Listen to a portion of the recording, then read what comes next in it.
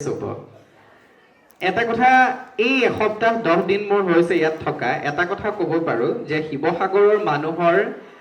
বুকুৰ মাজতো এখন সাগৰ বৈ থাকে আৰু সেই সাগৰখন হৈছে মৰমৰ সাগৰ ভালপোৱাৰ সাগৰ শিৱসাগৰৰ মানুহে কেৱল ভালপোৱা উজাৰি দিব জানে মোৰ সন্মুখত আজি বৰ্মা বৰ্তে বহি আছে যাৰ ঘৰত মই ভাড়াতীয়া হিচাপে আছো আচলতে ভাড়া পিছৰ কথা আমি যৌথ পৰিয়াল হিচাপে থকাৰ দৰে হৈছে ঘৰত আমাৰ দিনে ৰাতিয়ে ভোজ ভাত চলি থাকে গতিকে খুব ভাল লগা সময়খিনি যে মই ইয়াত পাৰ কৰিম সেয়া মই এই আৰম্ভণিৰ সময়তে আচলতে অনুমান কৰিব পাৰিছো আৰু দ্বিতীয় কথা হৈছে আমি সকলোৱে জানো 2025 বৰ্ষটো কিতাপৰ বৰ্ষ হিচাপে পালন কৰাৰ কথা আছিল অসম চৰকাৰৰ তৰফৰ পৰা বহুখিনি পদক্ষেপ লোৱা হ'ল যদিও বহুখিনি পদক্ষেপ ল'বলৈ আচলতে থাকি গ'ল তাৰ কাৰণটো আমি জানো যে আমি সকলোৱে আমাৰ ঘৰৰ মানুহজনক হেৰুৱালো তাৰ বাবে হয়তো বহুত বস্তু ৰৈ গ'ল কিন্তু তাৰ পাছতো খুব ভাল লাগে যেতিয়া এই সৰু মানে মই সেই অৰ্থত কোৱা নাই কিন্তু এইদৰে হ'লেও যে কেইখনমান দোকান হ'লেও যে এখন গ্ৰন্থমেলাৰ আয়োজন কৰে কমিটিসকলে বা 2-3খন বিদ্যালয় বা মহাবিদ্যালয় মিলি যেতিয়া এনেকৈ গ্ৰন্থমেলাৰ আয়োজন কৰে সেইটো মোৰ খুব ভাল লাগে কাৰণ গ্ৰন্থৰ কথা আমি যিমান কৈ থাকো গ্ৰন্থৰ কথা আমি যিমানেই পাতি নাথাকো কিয় মানুহৰ মাজলৈ কিতাপক লৈ যাব এই ধৰণৰ পদক্ষেপসমূহে আমি অসম গ্ৰন্থমেলা মই থাকি আহিলো 4 দিন অসম গ্ৰন্থমেলা বৃহৎ গ্ৰন্থমেলা সকলোৱে জানে গুৱাহাটী গ্ৰন্থমেলাৰ কথা ঠিক সেইদৰে নগাঁৱৰ নেহেৰুবালি গ্ৰন্থমেলাৰ কথা কোৱা হয় বা যোৰহাটতো হয় অসম গ্ৰন্থমেলা হয় সেইখিনিতো আছেই কিন্তু তাৰ মাজতো এইদৰে বিভিন্ন অঞ্চলত অসমৰ বিভিন্ন অঞ্চলত গাঁও অঞ্চল হওক চহৰ অঞ্চল হওক চৰ অঞ্চল হওক এই বিভিন্ন অঞ্চলত হোৱা এইদৰে সৰুবৰ যিখিনি গ্ৰন্থমেলা এইখিনি আচলতে তৃণমূল পৰ্যায়ৰ এইখিনিয়েহে মানুহৰ মাজত কিতাপৰ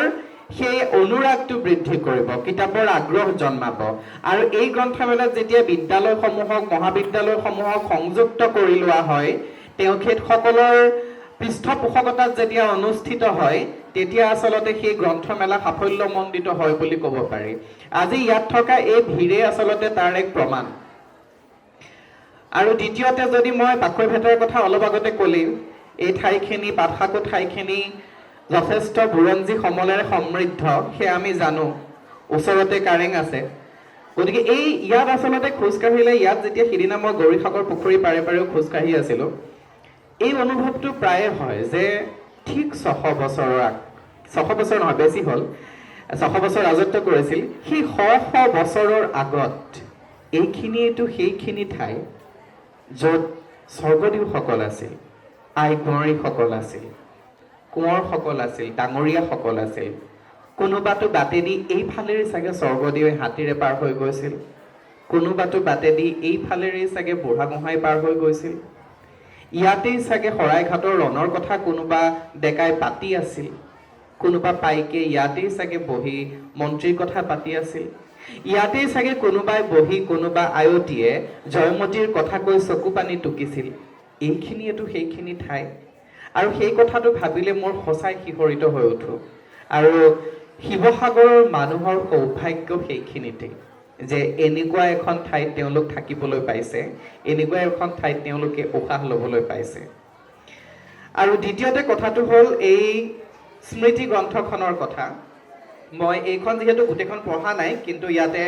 অসমীয়া ভাষা সাহিত্য চৰ্চালৈ হেমচন্দ্ৰ বৰুৱাৰ অৱদান বিষয়ক এটা প্ৰবন্ধ আছে বা গ্ৰন্থৰ বিষয় গ্ৰন্থমেলা আৰু ইয়াৰ তাৎপৰ্য এই ধৰণৰ এটা প্ৰবন্ধ আছে গতিকে কথাটো এনেকুৱা এই ধৰণৰ কথাবোৰে এই ধৰণৰ লিখাৰ অভ্যাসে মই জানো ইয়াত নিশ্চয় থলুৱা স্থানীয় লোকসকলে ইয়ালৈ লিখিছে এই লিখাৰ অভ্যাসে আচলতে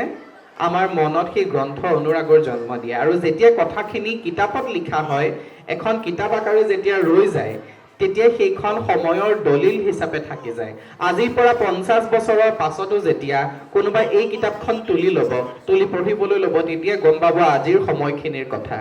আজিৰ সময়খিনি আমি কিদৰে পালন কৰিছিলো সেই কথাখিনি বুজি পাব আৰু এনেও সময়ক লিখি ৰাখিবলৈ সময়ক টুকি থোৱাৰ কথা বা টুকি থোৱাৰ মূল্য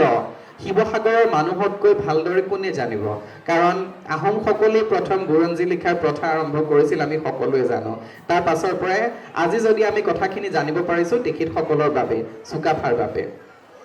গতিকে যিয়ে নহওক, পুনৰবাৰ আপোনালোক সকলোলৈকে শুভকামনা জনাইছোঁ, শুভেচ্ছা জনাইছোঁ। আপোনালোকে যি মহৎ উদ্দেশ্য আগত লৈ এই গ্ৰন্থমেলা আয়োজন কৰিছে, সেই গ্ৰন্থমেলা সেই উদ্দেশ্য সফল হৈছে। আৰু এই বছৰেই নহয়, প্ৰতি বছৰে পাঠশাকু গ্ৰন্থমেলা হৈ থাকক। এইভাগী অনুষ্ঠানে এইখন গ্ৰন্থমেলাই বহু বছৰ অতিক্ৰম কৰি যাওক, তাৰে কামনা কৰিছোঁ। সকলো ভালে থাকক, কিতাপ পঢ়ি থাকক, কাৰণ আমাৰ অতি মৰমৰ জুবিন দাই কৈ গৈছিল যে কিতাপ নপঢ়া জাতিক গামোচাই বচাব নোৱাৰে। আৰু এইখিনিতে আৰু এটা কথা ক'ব লাগিব, আমাৰ লগত আছে আজি জোনাক দা, জোনাক যুগান্তৰ পৰা। জোনাক দাৰ লগত মই আগতে যদিও তেখেতৰ নাম শুনিছিলোঁ, শেহতীয়াকৈ পৰিচয় হ'লোঁ। তেখেতৰ এখনি গ্ৰন্থ জুবিন গাৰ্গ ইত্যাদি সম্পাদনা কৰি উলিয়াইছে তেখেতে। জোনাক দাক মোক এটা কাৰণেই ভাল লাগে, আপোনালোকৰ আগত ক'ব বিচাৰিছোঁ সেইটো। জোনাক দাই সময় থাকোঁতেই মানুহক মূল্য দিব জানে। জুবিন গাৰ্গৰ ওপৰত কিতাপ নাছিল, জুবিন গাৰ্গৰ ওপৰত সেই দেউতাকে লিখা পিতৃৰ দৃষ্টিত জুবিন গাৰ্গ আৰু এখন দুখন তেনেকুৱা কিতাপেই আছিল। সেই সময়তে 2015 চনত জোনাক দাই উলিয়াইছিলে জুবিন গাৰ্গ ইত্যাদি বুলি এখন কিতাপ, যিখন কিতাপত জুবিন গাৰ্গক খুব ওচৰৰ পৰা পোৱা কেইজনমান মানুহে তেওঁলোকৰ জুবিন গাৰ্গৰ প্ৰতি কি ধাৰণা, কি অভিজ্ঞতা সেইসমূহ লিখিছিল। য'ত মুনীন বৰুৱা ছাৰ, গৰিমা শইকীয়া গাৰ্গ, ৰতন লহকৰ, মানস ৰবীন, যতীন বৰা, এই ধৰণৰ বিভিন্নজন মানুহৰ তাত প্ৰবন্ধ আছে, কথা আছে। হয়, আহি আছো। আৰু এই বৰ্ষত আচলতে সেইখন যিহেতু 10 বছৰ হ'ল কিতাপখনৰ, এই বৰ্ষত পৰিৱৰ্তিত সংস্কৰণ কৰাৰ কথা আছিলে আৰু আগৰ দৰে উন্মোচন হ'লহেঁতেন দাদাৰ হাতেৰে, কিন্তু আমাৰেই দুৰ্ভাগ্য যে তাৰ আগতেই তেখেতে আমাৰ পৰা বিদায় মাগিলে। আৰু এই বছৰৰ সেই সংস্কৰণটো, পৰিৱৰ্তিত যিটো সংস্কৰণ, তাত মোৰ নিজৰো এটি লেখা আছে। জুবিন গাৰ্গৰ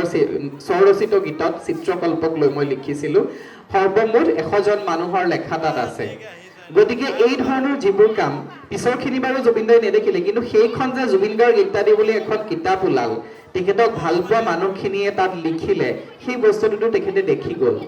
তেখেতে পাই গ'ল। আচলতে সেইটোৰহে আচল কথা। কাৰণ মমতাজে এতিয়া তাজমহল চাবলৈ অহা নাই, কথাটো তেনেকুৱা। গতিকে আমি জানো, আমি ভাবোঁ, আমি বিচাৰোঁ যে জুবিন দা সদায় আমাৰ মাজত থাকে, কিন্তু তেওঁ স্বচক্ষৰেতো আমাৰ এই মৰমখিনি দেখা নাই। আমি জীয়াই থাকোঁতে বহু ক্ষেত্ৰত তেখেতক সমালোচনা কৰিয়েই কটালোঁ।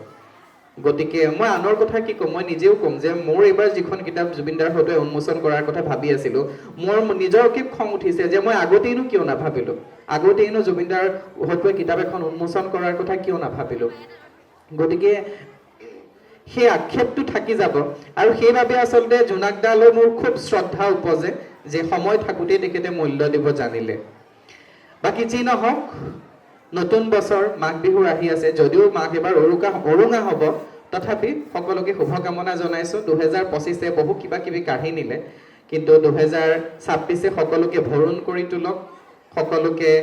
ভালে ৰাখক, আঘাতবোৰত মলম সানক, তাৰে কামনা কৰিছোঁ। পুনৰবাৰ কৈছোঁ, কিতাপ পঢ়ি থাকিব, সদায় কিতাপৰ বন্ধু হৈ থাকিব, কিতাপক সদায় নিজৰ লগৰীয়া কৰি ৰাখিব। ধন্যবাদ।